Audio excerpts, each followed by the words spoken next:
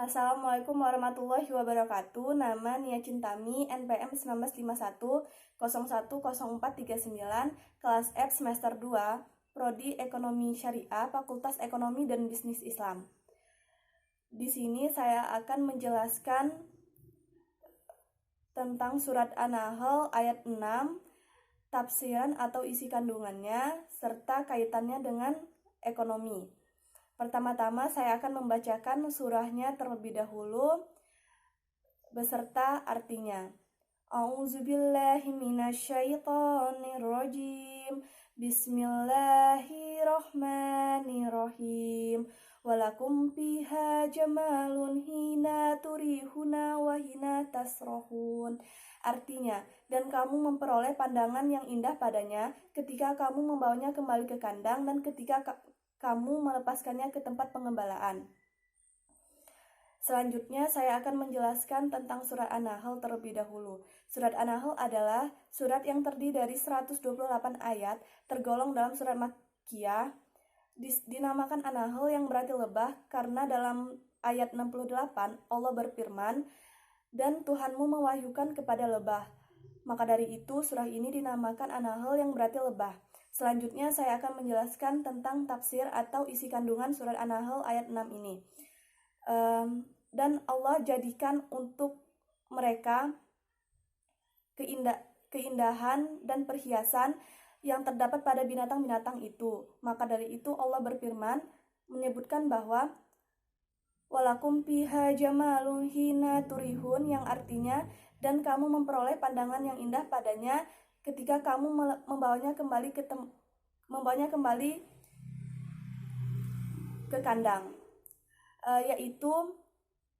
yaitu pulangnya pada petang hari ke tempat pengembalaan, karena sesungguhnya tempat itulah yang memanjangkan tulang rusuk, membesarkan susu, serta meninggikan punuk. Wahina tasrohun, yang artinya dan kamu memperoleh pandangan yang indah ketika kamu melepaskannya ke tempat pengembalaan, yaitu pada pagi hari ketika kamu melepaskannya ke tempat pengembalaan. Ayat tersebut secara global membicarakan tentang kegunaan dan manfaat dari binatang-binatang ternak. Contoh dari binatang ternak seperti domba, kambing, sapi, kerbau, dan unta. Pada kaitan ekonomi, ayat-ayat tersebut merupakan sangat berhubungan sekali dengan ekonomi, terutama pada masalah produksi. Dalam pandangan Islam, produksi adalah hal yang sangat penting karena produksi bermanfaat untuk memenuhi kebutuhan manusia. Imam Al-Ghazali menyebutkan bahwa produksi adalah pengerahan secara maksimal sumber daya alam oleh sumber daya manusia guna memenuhi kebutuhan hidup manusia sehari-hari. Manfaat dan kegunaan hewan itu antara lain seperti bulunya dapat dijadikan pakaian, daging dan susunya dapat dimanfaatkan sebagai makanan dan minuman, punuk unta dapat dijadikan sebagai pengangkut barang atau alat transportasi, serta sapi dan kerbau dapat dimanfaatkan atau digunakan untuk membajak sawah. Dan masih banyak lagi manfaat dan kegunaan hewan-hewan tersebut.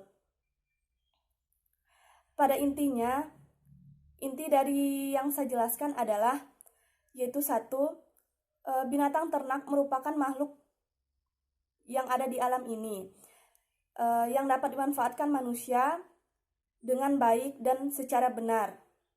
Yang kedua, kehormatan manusia dapat dilihat dari usaha dan kreativitasnya kepada sesamanya dan tidak merugikan orang lain serta tidak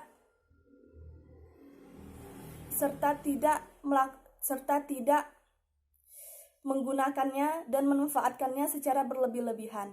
Baik, itu yang dapat saya sampaikan. Sekian, terima kasih. Wassalamualaikum warahmatullahi wabarakatuh.